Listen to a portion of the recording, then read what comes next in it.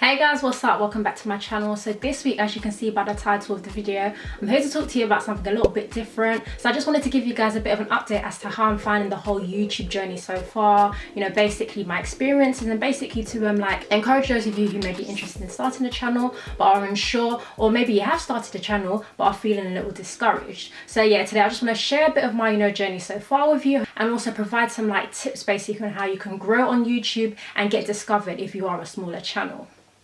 Right, so let's start with the fact that it took me 4 whole months to get my first 100 subscribers. So as of the end of last year, December 2019, I only had 77 subscribers, and I've been on the platform for 3 months basically. Can you just imagine?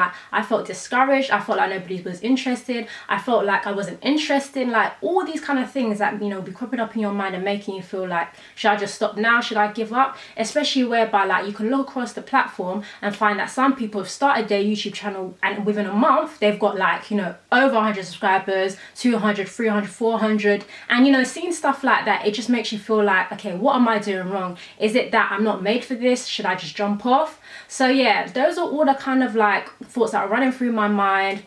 Feeling discouraged, feeling like I should just stop, but honestly I'm just so thankful that I did not. I'm thankful for the people around me that have supported me and continue to help me to push and persevere, because if I did not, I would not be where I am today. Okay, so as of today I've got 1,140 subscribers, I believe, so that's a long way away from 77 subscribers as of the end of last year. So it just goes to show that persistence and commitment is a key requirement of this game. Okay, you're not going to thrive on YouTube unless you are committed to it.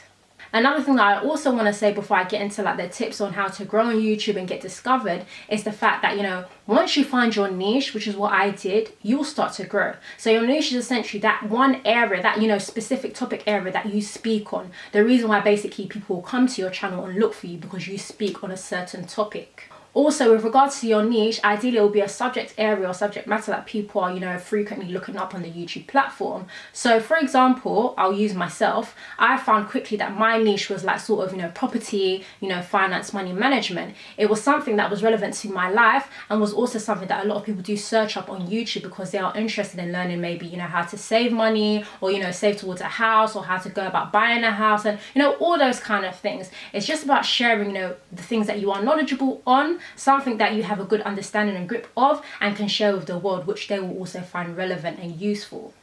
Right, so now that we've identified that niche and basically creating content that people want and regularly search up on the YouTube platform is key to your success on YouTube.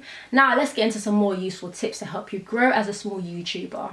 So first of all, I'm going to go back to this idea of, getting a niche. So I can understand that some people may not be able to identify what exactly their niche should be. And all I would say is basically just try and focus on that area that you enjoy doing, or that area that, you seem to have a lot of knowledge on. Even if you don't feel like you do personally, if people have told you that, you're good at something, or that, you seem to understand a certain area very well, start with that. And if you're still unsure, I would say start with a YouTube search, okay? YouTube is basically like a search engine. So go into the search bar, type in a keyword again that is sort of relevant to you. It could be broad, but start with that keyword and you'll see that YouTube will come up with various suggestions based on content and things that people are searching for in YouTube. So that's a good place to start. That could sort of, create the foundation for your niche, and you just go from there really. Find topic areas that you'd be interested in talking about, but people are also searching up on the platform already. Now, in terms of your niche, I do just want to say that although I feel that in the beginning it's important to niche down and have a specific topic that you speak about, I feel that when you do start growing your audience and basically have a community, then you can decide to branch out if you wish to do so, if you don't want to, box yourself into one specific area. But at the same time, you do want to kind of make sure that, whatever you then go on to talk about later sort of does link up with your main topic area on your channel. I hope that makes sense. If not, please do let me know in the comments and I'll explain a bit further. The next tip that I have for getting discovered on YouTube and growing your smaller channel is that basically delivery is key, okay? You have a few seconds, I believe, to grab your audience's attention. Once they click on your video, I believe within the first 10 seconds, you need to show them that it's worth staying on your channel and on your video. Now, how do you do that? I believe it's through your personality and also by just getting straight to the point. That's why I don't believe in having those long intro clips in videos, like those intros where you might have a song and a bit of a a mini production. Like, I don't believe in doing that, especially when you're a newer channel, and that is because it wastes time. If you've got one of those long intros, people might click off your video because it's just like, I came here for a specific thing and you're not getting to the point, you're not giving me that. That is why in my videos I always keep the intros very short, and I just try to get on with it, because I feel like you guys came here for one thing. Like, it's not all about me. Yes, I am the person delivering the information, but at the end of the day, you came here for something, so I just want to give that to you. And honestly, I found that that works for me. In terms of personality, you want to show who you are, you want to give it a bit of flavor. In the beginning, I really struggled with this, and I basically, like, you know, was very, very serious, like almost robotic, because it was, I think it was a mechanism for me to cope with my nerves, because, like, I say this to people all the time, I'm not, you know, the naturally extroverted or loud spoken person. Like, I feel that I'm quite a shy person, but, you know, I've been told I don't come across like that, so thank God. But yeah, the point is, when you're on a platform like YouTube, you want people to be able to engage with your personality and find you personable. So therefore, in your delivery, you want to make sure that your personality is coming through and you don't just act like a robot. The next growth tip: thumbnails. Now, I know a lot of people speak about this, and honestly, it's so important. You want to make sure that you use good quality images for your thumbnails. So don't just take a screenshot from your video and then use that as your thumbnail. No, you actually want to take like clear pictures for your thumbnail, and then add some bold text and, you know, just other things that are going to make it eye-catching. Okay, you've got that first impression. You want to make sure that people are seeing your thumbnails and want to click on them because they look interesting. Nobody wants to click on no dry thumbnail. Like, I know I don't necessarily, unless it's one of those things whereby I'm trying to find some information and there's not much content available on it. In that sort of instance, I may click on a thumbnail that doesn't look too great. But generally, if one thumbnail looks better or more engaging, or looks like, you know, it's more relevant than another, I'm going to click on that thumbnail versus the one that doesn't have much, you know, thought or effort put into it. For creating thumbnails, I personally use Canva, and I even use the free version, so I'm not paying for anything. It's not anything that is outside of your grip or is expensive to do. No, it's not. I just use Canva, and that is how I create all of my thumbnails. In terms of your thumbnails, you also want to make sure that they keep like a consistent style. So use like the same font schemes and the same font patterns so that people can naturally associate, you know, those thumbnails with you and your videos. At the end of the day, you know, a YouTube channel is basically like creating a brand. Like, it is a brand, it's your brand, it's an extension of you. It's basically what you're selling to people, as well as the information that you are delivering to them. Yes, you know, they are searching on YouTube to find information on specific topic areas, but they're also interested in the person delivering it. The next tip that I have for you guys, SEO, that is search engine optimization. Now, I personally feel that as a smaller YouTube channel, I feel like this is one of the most important things that you need to invest time in. And that is because, you know, on YouTube, as I've mentioned so many times already, there's so much content available. And so if you're a much smaller channel coming up against like bigger channels, how are you going to get seen or discovered? Okay, you need to make sure that your search engine optimization is on top, because that is how people will find you. You need to make sure that you're using relevant keywords throughout your title, your description, your tags, so that, you know, when people are searching for specific things, they will come across your videos. In terms of SEO hacks, one really important one that I've learned is basically that you want to use your main keyword in your title, in the description box, and also in the tag section, as well as using that hashtag within the description box. So basically, let's say I'm talking about YouTube, like growing on YouTube in this video. In the title, it will say something to do with grow on YouTube. In the description, grow on YouTube in the exact same way. And also in the tag section, you know, grow on YouTube. Hope that makes sense. So yeah, I find that that really does work. And basically by doing that, and the message you're sending across to YouTube is the fact that your video is actually really talking about growing on YouTube. You've not just mentioned it once in the title, but you're saying it over and over and over again. And therefore, when people search on YouTube for this kind of content, yours will come up, because it's like, no, this person's actually talking about this through and through. So yeah, that's a really good SEO hack that I've learned. In terms of SEO, I also believe in using plugins. So I use vidIQ, and it's basically like an SEO like plugin that really helps you with, you know, finding the best keywords for your content, and helping you to see how you come up against competitors, you know, being able to identify the kind of keywords that people are coming up for, and just, you know, a whole load of other things. I know I'm not summarizing it too well, but basically vidIQ has helped me so much in terms of my SEO. Like, I found that when I started to use it, I was getting a lot more views on my videos, and basically like people were finding me. Like, I don't know how, but basically it's down to the fact that, you know, I'm investing a lot more time in my SEO, and yeah, just build on it in that way. So yeah, if you're a smaller channel starting out, you cannot just rely on, you know, having a good thumbnail. Yes, thumbnails are important, but at the end of the day, nobody's going to see your thumbnails if you're not getting discovered in search. And that is the importance of SEO, getting found in search. The next tip that I have for you guys is to use chapters and also the timestamps features.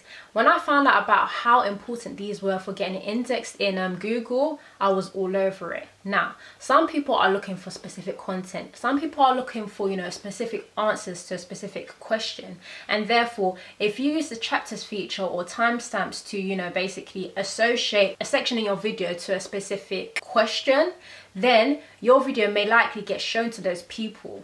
So I'll give an example. If I created a video about saving, but within that video I'm talking about how to save for, you know, different things. So for example, in one section of the video I'm talking about how to save for a house, I would create a timestamp or a chapter in that video saying how to save for a house. Now when I do that, the people that have searched for that specific, you know, question or query within YouTube, my video may get shown to them, and in that way my video, my channel has been introduced to them, and they may potentially subscribe to me.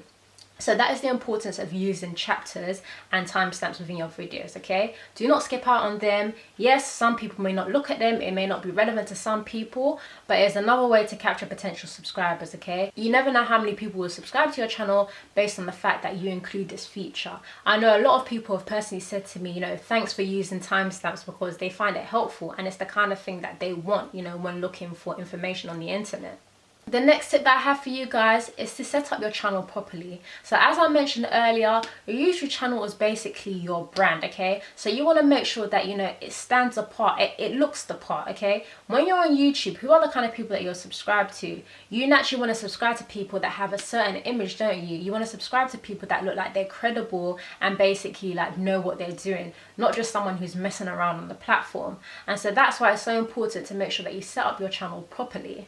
You want to choose a good name for your YouTube channel, so not a name that, you know, in a couple of months time or even in a year's time you're going to be like, I'm so over this name, it's childish. And that's why I even made my YouTube channel my name, because it is what it is. Like, it's never going to go out of fashion. It's not going to be like, oh, I wish I didn't use that name, because it's my name. It, you know, it's professional. It's something that goes with you through life. So yeah, that's why I feel like, you know, choosing your name or using your name as your YouTube channel name is a good way to go. You also want to create a good YouTube banner, and a banner that states, you know, what your channel talks about. So the subject areas, what your niche is. You may also want to include the days that you post on your YouTube channel so that people can always refer it and come back on the platform and, you know, look for new videos that you may have. Playlists are also another area to set up properly within your YouTube channel. So playlists are basically like how you can group your videos. So on my channel, I've got a property playlist, I've got a money management playlist, I've even got a vlogs playlist, and, you know, so on and so forth. So you get it, like, you know, just basically indexing your videos into categories. By doing this, it also increases the likelihood of people binge watching your videos, because if they're in a playlist, then all your videos will just keep playing back to back to back based on, you know, the playlist that they're in. So that's why it's also so important to create playlists on your channel. Again, it also looks very professional to outsiders, you know, viewing your channel. I don't know if you've noticed, but those channels that don't have playlists on their main channel page, it tends to look a bit more cluttered. And so yeah, you just definitely want to, you know, include playlists into your YouTube channel creation. The next tip that I have for you, you want to interact with your audience, okay? This is so key. Make sure you interact. When people comment on your videos, respond. Don't just give a heart, respond. And I don't see any reason why you shouldn't, especially as a smaller channel. You have the time. The same way people have invested time to watch your videos and even leave a comment, you should be able to respond. Whether it's a thank you or whether it's to answer a question that they've asked you, you should be able to respond to all comments. There's no reason why you shouldn't do. By engaging with your audience, you'll also be able to get suggestions from them. So in your comments, they may tell you that, you know, they'd like you to potentially create a video on a certain area or to answer a particular question. And that is how you're basically able to grow even more and basically create, you know, relevant content, because your audience, your people that are watching your videos, are telling you exactly what they want to see. And as you create more and more what people want to see, your views will go up, your subscribers will go up. And so it's a win-win. And so now the final tip that I have for you guys is to basically keep learning about YouTube. So YouTube is a platform and business like any other. It's ever evolving, and as we all know, the algorithm's always changing, and so therefore you want to keep on top of the changes. Okay, you want to make sure that you're doing the right things to make sure that your content will be showed on YouTube, and so that people that search will find you. In doing this, you want to pay attention to the creator studio. So that is the era basically where like they'll give you updates on, you know, what's coming on YouTube, news, you know, relevant things basically that you should implement into your YouTube education to make sure that you're always able to perform well and grow. As well as staying up to date with the creator studio, I would highly advise subscribing to channels that talk a lot about YouTube and how to grow on the platform. So people like Catherine Manning and Erin on Demand. I love Catherine in particular because like her channel has seen so much growth in the past year alone. I believe in the first couple of years, like she really struggled with getting subscribers. I think she only had a couple hundred or 200, 300 subscribers in the first 2 years of having a channel, and now in the last 1 year I think she's now at 200,000 subscribers. So it just goes to show when you do the right things, you'll be rewarded for it. So now Catherine's at a place where like I think in a month she can get up to 11,000 subscribers. So that is someone that was struggling to get 300 in the first 2 years.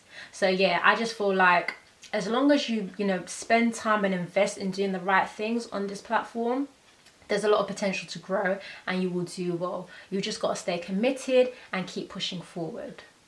Right guys, so that brings me to the end of all the tips that I had to share with you for how to grow your smaller channel. Actually no, I've just remembered one thing. I haven't really spoken on quality, and that is basically like video quality as well as sound quality. Now I'm not advising that anybody goes out there and starts spending loads of money on buying expensive equipment, but I do feel that it's important to have good visuals, because at the end of the day this is what people are watching, okay? And that's the only way to engage them. If your videos of poor quality, people aren't going to want to stick around. So I definitely think that it's important to make sure that your videos are of good quality, the sound is good, and basically it's just something that people are going to enjoy watching. So for recording your videos, you do not need to go out there and buy an expensive camera. You can just use your phone camera as long as it's of decent quality and your lens is clean. In terms of the sound, you may want to buy a mic. I don't feel like you necessarily need to, especially in the beginning. But if you want to buy a mic, I've got a link in my description box to the one that I personally use when I do use my mic, because I don't even use it all the time. So yes, that's actually the end of all the tips that I had for you guys. I hope you've enjoyed this video. If you have done, please do give it a thumbs up. And if you haven't subscribed to my channel, please do so. And as you subscribe, please do also turn on your bell notifications so that you're notified as soon as I post, which is each and every week now, twice a week on a Thursday and Sunday. So thank you for watching guys, and I'll catch you later. Bye.